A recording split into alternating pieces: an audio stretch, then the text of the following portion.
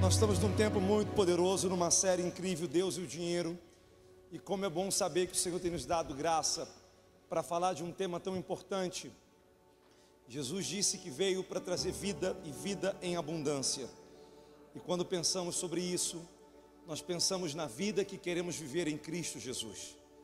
Não é porque um princípio ele é utilizado de forma errada que ele deixa de ser um princípio. Nós não podemos permitir que princípios bíblicos deixam de ser aplicados em nossas vidas quando simplesmente alguém faz uso de forma equivocada. O dinheiro é tão espiritual e tão importante que nós sabemos o quanto Deus ele se alegra quando nós prosperamos. Isso não significa teologia da prosperidade, mas significa que o Senhor tem o melhor para os seus filhos. E nós cremos que a cada encontro o Senhor tem nos edificado, o Senhor tem nos posicionado para vivermos a mordomia cristã, a maturidade cristã de forma saudável. Prestaremos conta de toda a nossa vida, do nosso corpo, da vida material, da nossa carreira, da nossa vida espiritual. A Bíblia trata mais do tema dinheiro do que céu e inferno. Jesus disse: aonde estiver o seu coração, ali está o seu tesouro. Por isso nós estamos aqui nesse domingo, começando a semana, buscando primeiro o reino de Deus. E certamente, tudo quanto precisamos será acrescentado. É a Bíblia que afirma, Ele cuida das aves do céu, então certamente Ele cuida da minha e das suas necessidades. Abra comigo a sua Bíblia, Mateus capítulo 4, tema dessa noite: armadilhas invisíveis e as bênçãos disfarçadas. E eu creio que essa palavra, ela vai trazer discernimento, sabedoria, ela vai nos ensinar realmente a aplicar a palavra do Senhor no nosso cotidiano. Enquanto você abre a Bíblia, eu quero que você saiba que a Bíblia é o livro mais importante da humanidade. É o nosso manual de vida, é tudo que nós precisamos para viver bem. É o livro dos peregrinos, é o livro da economia, é o livro da ciência, da antropologia, da psicologia, onde nós nos deparamos com conhecimento, nós nos deparamos com as Escrituras. Um livro que na teologia nos ensina que foi escrito por mais de 40 autores em períodos diferentes e falam a mesma verdade de forma harmônica. Sabe o que significa isso? Tudo que você precisa está na palavra. A palavra é o que nós precisamos para viver a vida abundante de João capítulo 10. Eu vim para que tenha vida e a tenha em abundância. Myles Munroe, ele afirma em uma das suas pregações: se o ser humano consultar o manual da sua existência, que é a Escritura, ele vai não apenas fazer bom uso da sua vida, mas desfrutar de todas as dádivas. Então, tudo que eu e você precisamos é da palavra de Deus. O salmista disse que a palavra é lâmpada para os nossos pés, então é luz para o nosso caminho. Por isso ele disse: guardei a tua palavra no meu coração para não pecar contra ti. Então, mais uma vez o Senhor vai nos ensinar através da sua palavra. Capítulo 4 de Mateus, versículo 1. A seguir, Jesus foi levado pelo Espírito ao deserto para ser tentado pelo diabo. E depois de jejuar 40 dias e 40 noites, teve fome. Então o tentador, aproximando-se, lhe disse: se és filho de Deus, manda que estas pedras se transformem em pães. Jesus, porém, respondeu: está escrito, nem só do pão viverá o homem, mas de toda palavra que procede da boca de Deus. Então o diabo levou a cidade santa e colocou-o sobre o pináculo do templo. Ele disse: se és filho de Deus, atira-te abaixo, porque está escrito: aos seus anjos ordenará ao teu respeito que te guarde, e eles te susterão nas suas mãos, mas não tropeçarás em alguma pedra. Respondeu-lhe Jesus: também está escrito: não tentarás o Senhor teu Deus. Levou o diabo ainda a um monte muito alto, mostrou-lhe todos os reinos do mundo e a glória deles, e lhe disse: tudo isso te darei, se prostrado me adorares. Então Jesus lhe ordenou retira Satanás, porque está escrito: ao Senhor teu Deus adorarás, e só a Ele darás culto. Com isto deixou o diabo, e eis que vieram anjos e o serviram.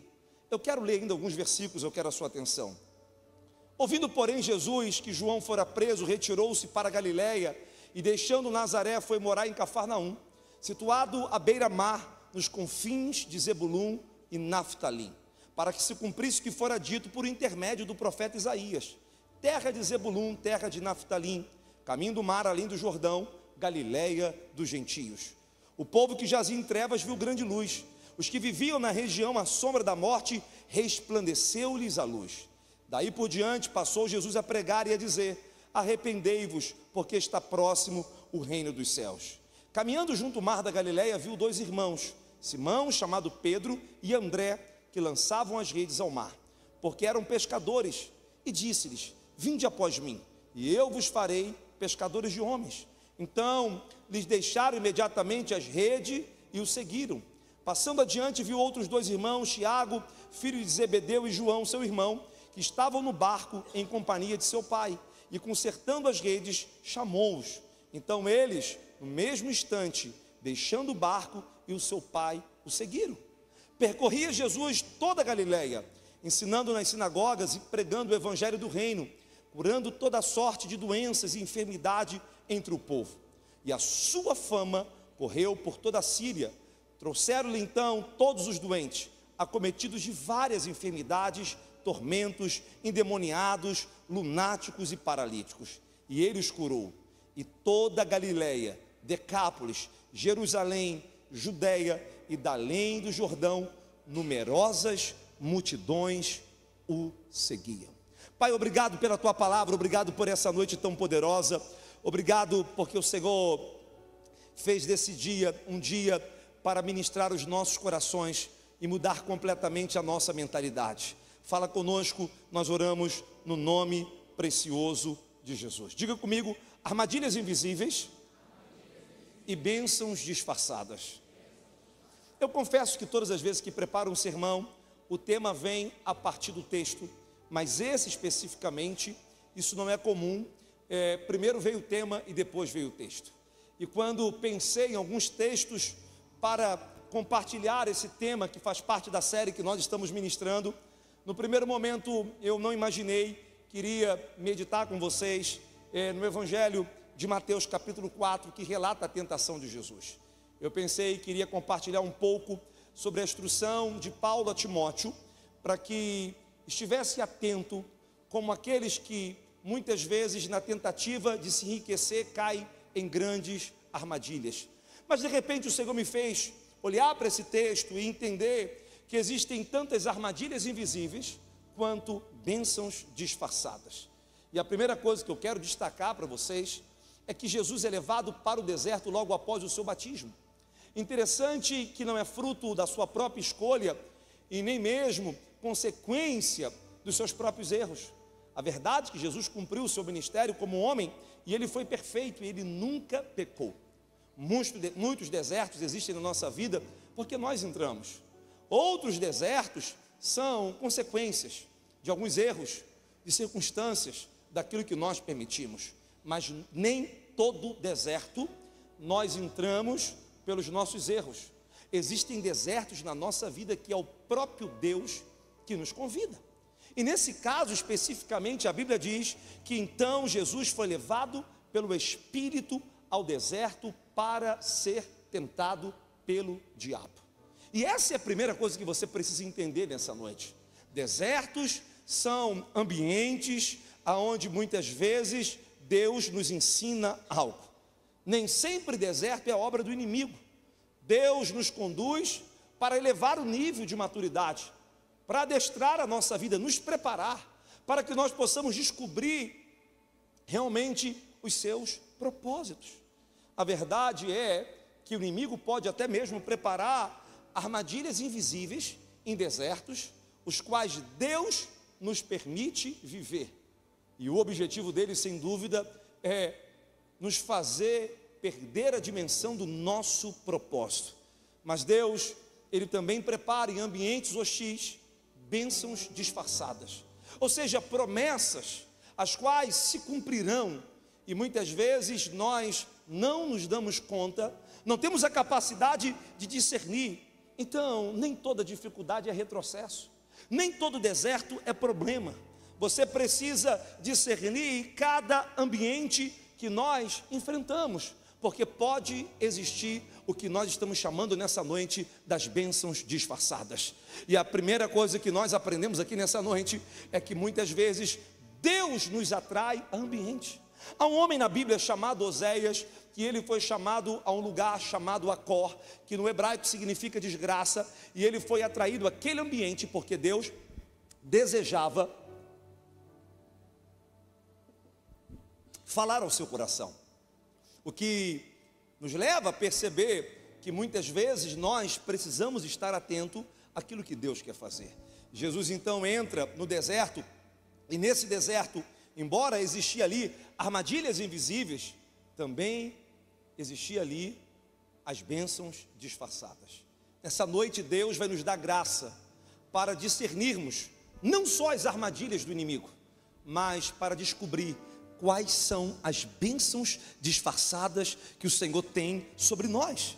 E talvez você vai descobrir que o processo que você está enfrentando não se trata de um problema, mas de uma maturidade espiritual, de um crescimento. É Deus preparando você para que você avance em todos os lados, para todos os lugares, para que você cumpra o seu propósito, porque deserto nem sempre é um lugar de ausência, mas é um lugar de definições. Sempre que nós olhamos para o deserto, nós temos a ideia que nós estamos no pior lugar. Mas deixa eu te dizer algo: quando o Senhor chama os filhos de Israel para sair do Egito e os conduz ao deserto, havia um propósito para que eles pudessem festejar e celebrar. Quero profetizar na vida de alguém nessa noite que vai ter bênçãos disfarçadas no teu deserto, e vai ter festa aonde você menos imagina. No lugar hostil que você acredita não ser possível, Deus pode mudar completamente o ambiente se você recebe esse expresso nessa noite. Ou seja, Jesus é levado ao deserto, e isso nos ensina que nem sempre o que nós estamos passando é obra do inimigo. Tem coisa de Deus acontecendo naquilo que você não entendeu ainda. O diabo tenta tirar Jesus do seu propósito, mas Deus usa aquele cenário para fortalecer Jesus e dar início ao grande ministério. Jesus é batizado e agora conduzido, e ali ele vive níveis de tentação, porque o diabo sempre vai querer te derrubar no lugar onde Deus quer te levantar. O diabo sempre vai querer te confrontar aonde Deus quer te honrar. O diabo sempre vai querer que você retroceda e cede aonde você precisa resistir para avançar. É importante que no mesmo lugar onde o inimigo confundiu, ou melhor, tentou confundir Jesus, os anjos do Senhor serviram a Cristo e ele deu início. Eu fiz questão de fazer também a leitura do texto, além do contexto da tentação de Jesus, para você perceber o que aconteceu com Jesus depois do deserto. Ele vai para Galileia e ele dá início ao seu ministério. Ele encontra Pedro, ele encontra André, ele encontra mais 2 discípulos, e agora Jesus começa a ministrar o reino. A Bíblia diz que pessoas são curadas, pessoas são libertas. O mover toma grandiosidade, e a fama de Jesus percorre por toda a Galileia, Judeia, até a Síria. Ou seja, o que parecia ser o lugar para Jesus cair, se transformou num ambiente de preparação para a fama dele percorrer por todas as regiões. Será que você não entendeu ainda? Eu vou te ensinar algo nessa noite. Sabe quando eu sei que Deus está prestes a fazer grandes coisas na minha vida? Quando o principal promotor, e eu quero dizer para você que na minha vida, muitas vezes o promotor das minhas vitórias é o próprio inimigo. Quando ele se levanta é porque Deus está preparando algo. Ei, deixa eu te dizer algo. Quando você aprende que quando você está prestes a viver algo poderoso, vai ter guerra, é um sinal que você tem que amadurecer e não ceder, permanecer na mesma posição, Porque se o inimigo ele quer atuar de forma invisível, as bênçãos também vêm de forma disfarçada. Se o diabo descobrir nessa noite, e ele já está descobrindo agora, que nesse mesmo lugar onde ele está tentando te perturbar, Jesus vai te honrar e vai te abençoar poderosamente. Não, abra suas mãos, abra suas mãos. Tem coisa que Deus vai fazer no meio desse processo difícil da tua vida. Ei, diga para pelo menos 2 pessoas, fala assim: tem bênçãos disfarçadas hoje. Essa noite é a noite das bênçãos disfarçadas. Ei, ei, ei, o que parecia ser tentação era processo de maturidade para Jesus viver um tempo extraordinário.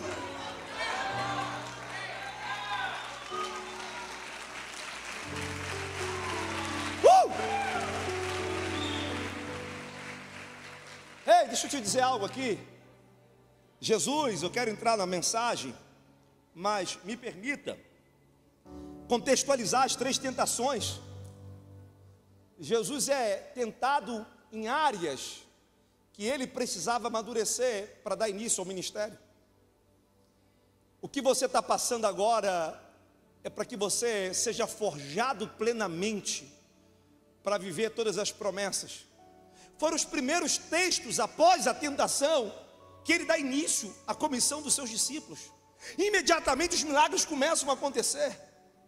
Tem coisas que nós não imaginamos, que de repente toma forma, quando nós resistimos às tentações e superamos os nossos limites diante daquilo que o inimigo quer fazer. A primeira tentação, transformar pedras em pães. Ou seja, cuidado com as armadilhas. O inimigo sempre vai tentar trazer tentações, ou melhor, redundante, tentar você em necessidades imediatas. O que é transformar pedras em pães? O pão é a comida de toda a mesa. Todo mundo aqui vai comer um pãozinho essa semana, a não ser quem está focado igual o pastor. Um pãozinho é bom, é gostoso, é maravilhoso, mas nem só de pão viverá o homem. O que define a sua vida não são as necessidades imediatas, são as decisões eternas. E muitas vezes nós não damos conta que as armadilhas se apresentam, e agora Jesus é tentado em transformar, ou seja, performar. E sabe qual é o problema? Quando você performa e você não dá conta, você não percebe, por conta de uma necessidade imediata, você entra em um lugar de precipitação e autossuficiência. Deixa eu te contar uma coisa que você já sabe. Quem era o pão da vida? Quem era o pão da vida? Ei, você vai me oferecer aquilo que eu já sou?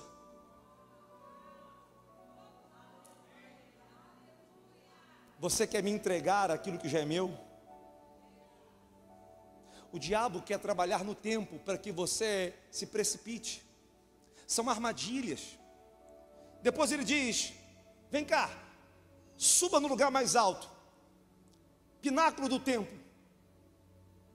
Agora Jesus, ele é tentado em entrar em um lugar que eu quero chamar aqui de vaidade espiritual. Ei, fica tranquilo. Você não precisa antecipar nada na sua vida. A fama de Jesus chegou na hora certa. Nós lemos o texto que ele foi honrado por todos, dentro do contexto que ele ministrava. É verdade que foi odiado por muitos, mas a fama dele percorria em todos os ambientes.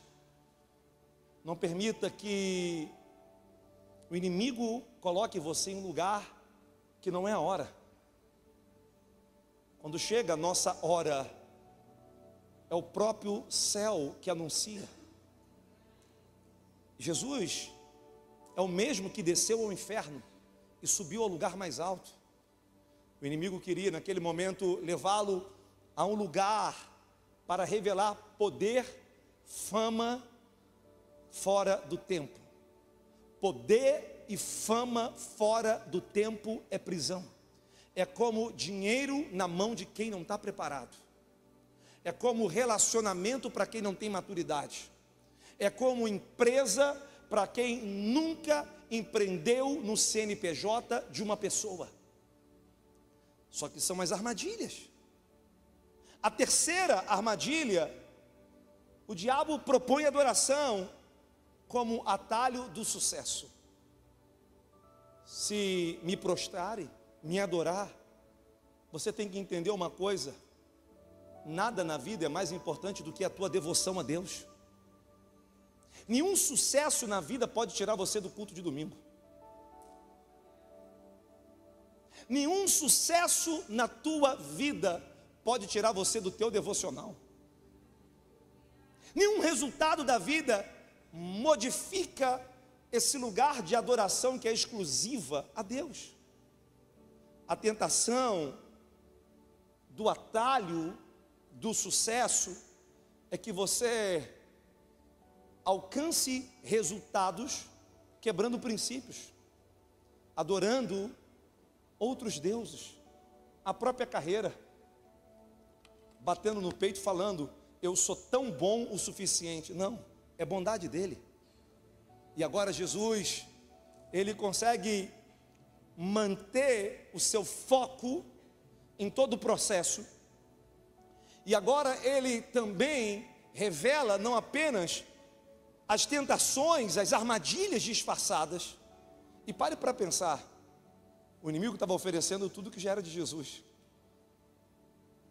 Ele era o rei dos reis,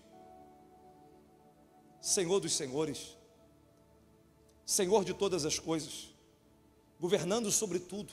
Milagres iriam acontecer, mas deixa eu te falar uma coisa: milagres que se antecipam são maldições que nos alcançam. Você não tem que produzir milagre. Milagre não se explica, ele acontece na hora certa da vida. Você não tem que forçar a porta se abre na hora certa. O que você precisa é guardar o teu coração. Alguém está comigo? Então, em todas o inimigo queria que Jesus duvidasse daquilo que ele era. Olha o que o texto diz: se tu és filho de Deus, ei, se você sabe quem você é, você não cai nas armadilhas do diabo. Se você sabe que é filho de Deus, e antes de Jesus entrar no deserto, ele foi batizado, e quando ele foi batizado, ele ouviu uma voz dizendo: este é o meu filho. Ei, diga para alguém: eu sou filho. Se você é filho de Deus, já estão oferecendo para você o que é do teu pai. É uma questão de estar pronto para viver as promessas. Nessa noite eu quero trazer para a sua vida 4 armadilhas invisíveis, mas eu também quero trazer 4 bênçãos disfarçadas. Fala para o seu irmão: as armadilhas vamos nos livrar, mas as bênçãos vamos receber. Diga: essa noite é uma noite de bênçãos disfarçadas. Você vai aprender que Deus vai fazer coisas poderosas que você não tinha percebido ainda. Primeira armadilha invisível: a armadilha da comparação. Pastor, por quê? Tem algo muito interessante na nossa vida que nós não percebemos. Essa semana eu vi a semente de uma melancia germinar, e eu vi que é diferente da semente do feijão. Pelo menos a semente do feijão, a gente aprende ali no colégio, enfim, e rapidamente, na primeira semana, a gente já começa a ver alguns resultados. Da melancia é diferente. Por exemplo, uma muda de laranja vai precisar de 2 anos para começar a dar laranja.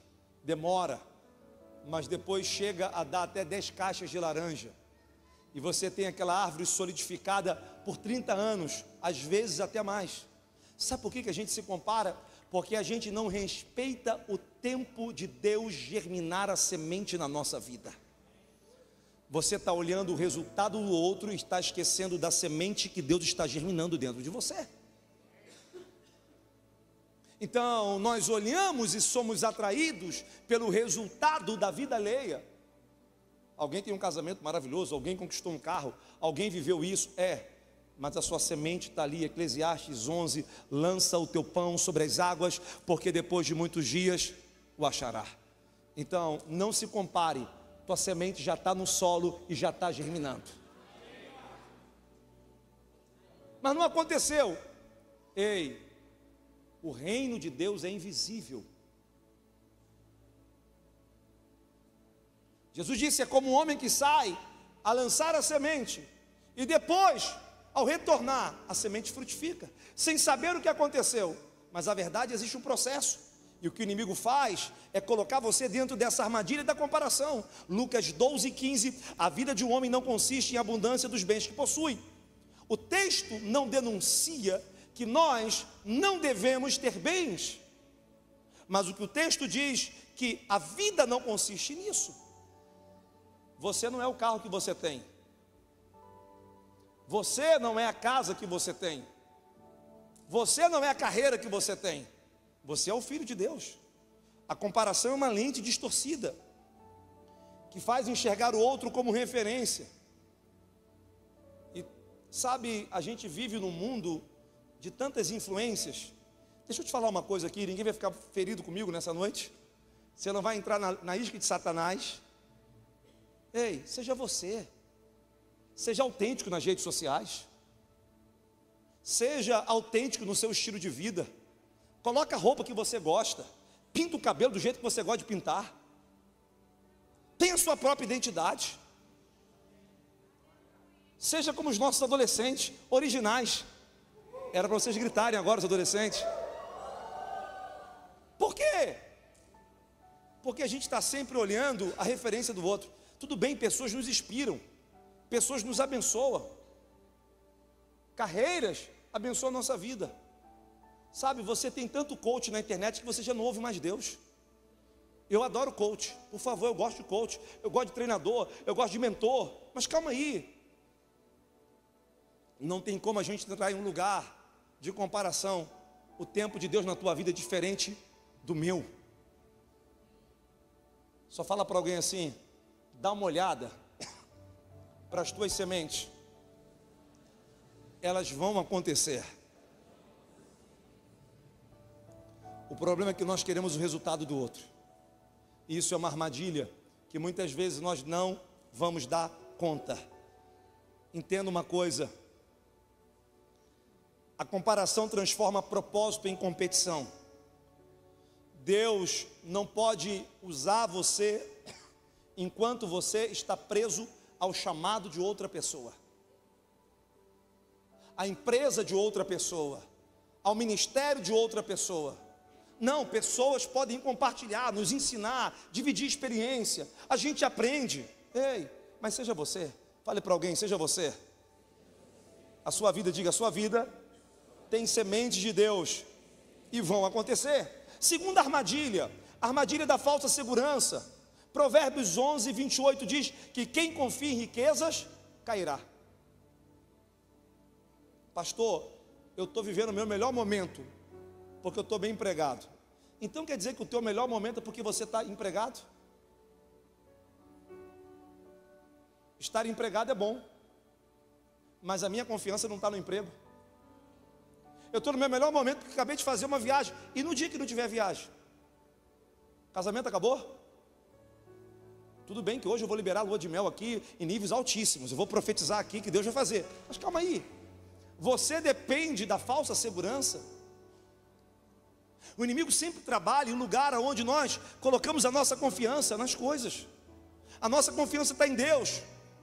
Você não pode confiar mais no saldo do que no Salvador. Você não pode confiar mais no dinheiro, nos bens materiais, porque isso se torna numa prisão. Deus não quer tirar o seu dinheiro. Sabe o que Ele falou para mim? Eu quero tirar é o trono do coração das pessoas.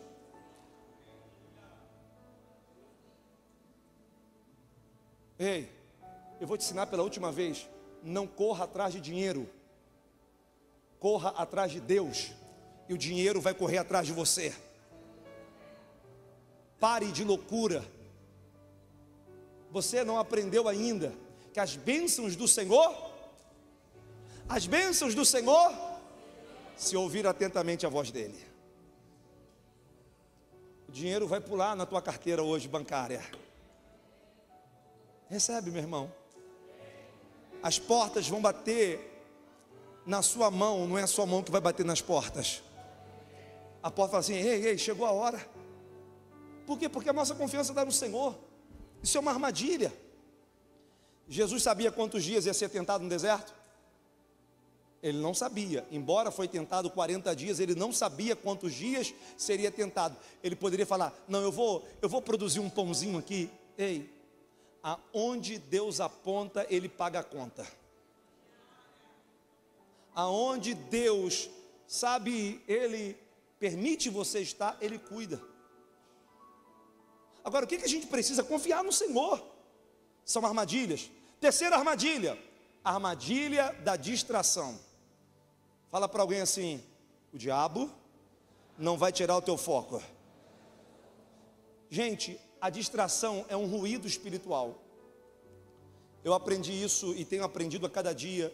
E eu amo a galera que trabalha comigo, que quando percebe que tem alguém na minha sala querendo me distrair, a galera abre a porta, bate assim: pastor, acabou o horário, até o próximo aí já para o senhor atender. Eu não estou falando de gabinete pastoral não, estou falando de gente sem noção, que não tem o que fazer, e acho que eu também não tenho o que fazer. Deixa eu te falar uma coisa aqui. Ei, cuidado. O diabo quer tirar o teu foco, quer distrair você. Você está focado numa carreira e de repente alguém quer te dar uma opinião. Já percebeu que todo advogado quer que o outro seja advogado? Todo médico quer que o outro seja médico?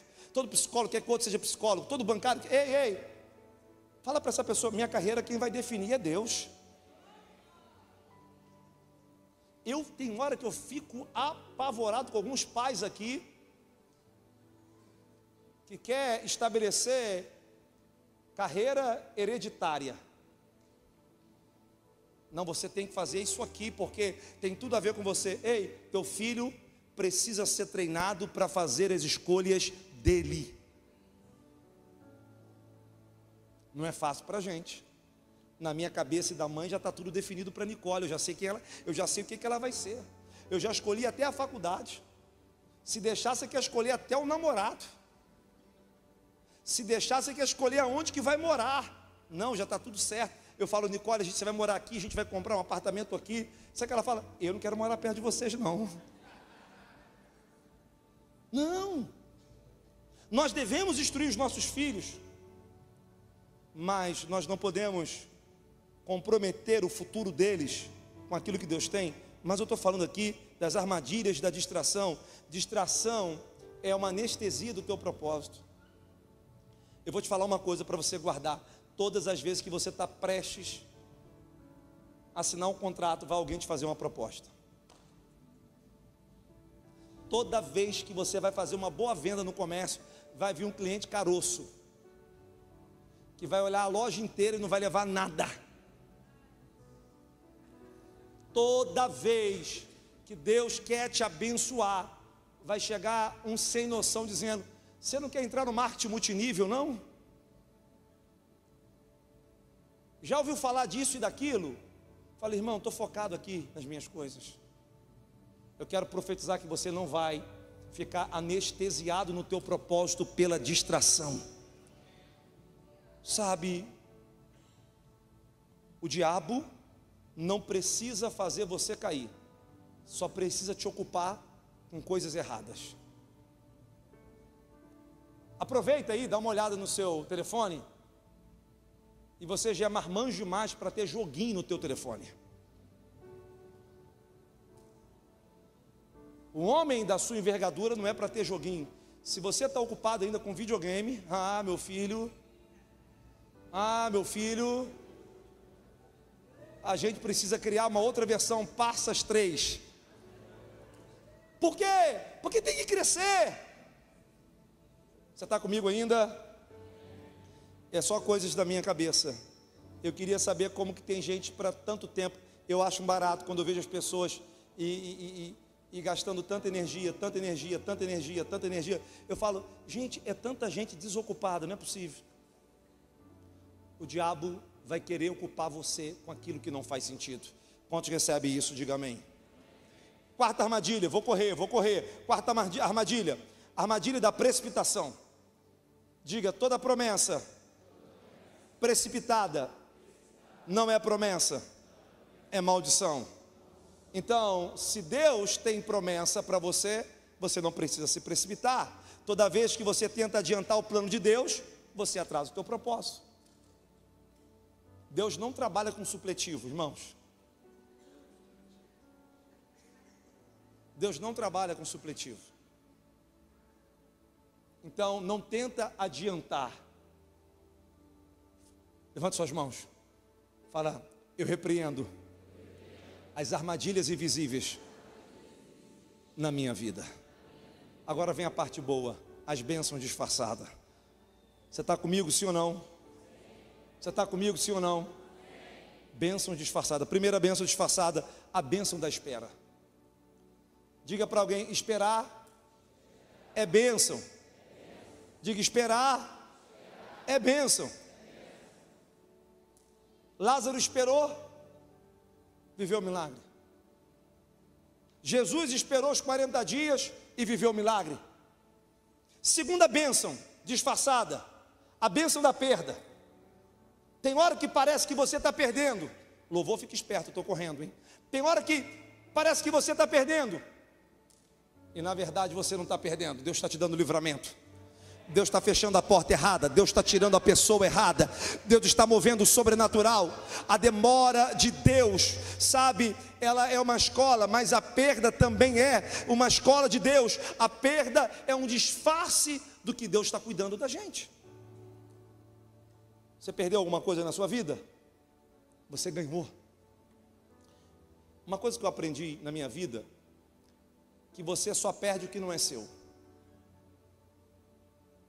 Se é seu, você não vai perder. Você está aqui? Então, comece a celebrar as perdas, porque tem coisas que você não perdeu. É Deus adiantando a tua vida, tirando aquilo que você não consegue fazer. Terceiro lugar, bênção dos relacionamentos. Tem gente que é muito especial na nossa vida. Deus coloca assim de tal maneira para nos abençoar. De tal maneira para nos abençoar. Às vezes nós não damos conta. Olha para a história de Noemi e Ruth. A bênção de ter uma sogra como Noemi. Perdeu o marido, perdeu os filhos. Ela disse, encontra o teu caminho. Ela disse, não, o meu caminho está com você. O teu Deus é o meu Deus. Aonde você colocar a tua cabeça, eu vou colocar a minha. E deixa eu te falar, tem gente que vale a pena andar junto. Tem gente que abre porta. Tem gente, sabe, que atrai promessas. Tem gente que faz a gente prosperar. Então eu estou profetizando aqui conexões divinas na tua vida. Não, meu irmão, recebe conexões divinas na tua vida. Conexões poderosas. O Senhor vai colocar gente que vai te abençoar, gente que vai te apresentar. Boaz parecia ser uma coincidência, mas era um destino. Algumas respostas na nossa vida vai chegar através de pessoas. Fica de pé nessa noite. Fala para alguém. Essa semana, diga, essa semana Deus vai colocar as pessoas certas. E as pessoas certas, você não pode, olha só, você não pode desdenhar. Não subestime conversas simples. Às vezes é uma conversa simples de uma pessoa que Deus coloca ali e vira uma chave. Eu tenho aprendido na minha vida as bênçãos dos relacionamentos, as bênçãos das pessoas. Fala para o seu irmão que está do seu lado, você vai ser uma bênção na minha vida. E eu quero ser uma bênção na sua vida. E Deus vai colocar pessoas certas na tua vida. Uma pessoa pode abrir uma porta. Uma pessoa pode abrir uma porta. Uma pessoa pode conduzir você ao teu propósito. Uma pessoa pode mudar a tua semana. Uma pessoa. Não subestime pessoas simples. Conversas simples. Às vezes é um detalhe que muda completamente a nossa vida. Último lugar. Existem bênçãos disfarçadas que vêm através de sementes que a gente não consegue entender, que a gente não consegue, pastor Wesley, perceber. Pode levar tudo. Está cansado? Os originais, cansou você? Bênçãos disfarçadas.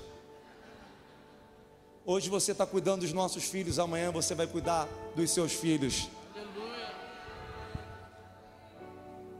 Ei, quantos conhecem a história da viúva que não tinha mais o que comer, o que ia comer, comeria para morrer? 1 Reis 17. Você imagine o pastor chegando a cada viúva que não tinha o que comer, falando para ela: entrega a semente. Ih, esse teu lado socialista aí ia ficar doido. Esse teu lado aí, coração, pastor, a viúva não tem nada, pastor. O que a viúva tem agora, ela vai comer, ela e o seu filho irão morrer. Sabia que tem semente? Que a gente acha que não vai mudar nada na nossa vida, mas vira uma chave. Atrai a promessa de Deus. O profeta chegou para aquela mulher e disse: faça um bolo para mim. Irmãos, há uma unção aqui nessa noite. Você está a um detalhe de viver os seus melhores dias. Quando Deus te pedir alguma coisa, entre em obediência com o Senhor. Quando Deus te der uma instrução para você jejuar, jejue. Quando Deus te der uma direção para você se mover, se mova. Não tem colheita no mundo espiritual sem semeadura. Se Deus mandar você fazer algo por alguém, faça. Se é um abraço, abrace. Se é uma oportunidade, oportunize. Porque você nunca sabe como Deus vai romper a tua vida. As bênçãos disfarçadas é a bênção da espera. É entender que perder nem sempre é perda. A bênção dos relacionamentos e a bênção das sementes, ainda que sejam pequenas. Semente é semente. Semente é semente. Abre as suas mãos no seu lugar.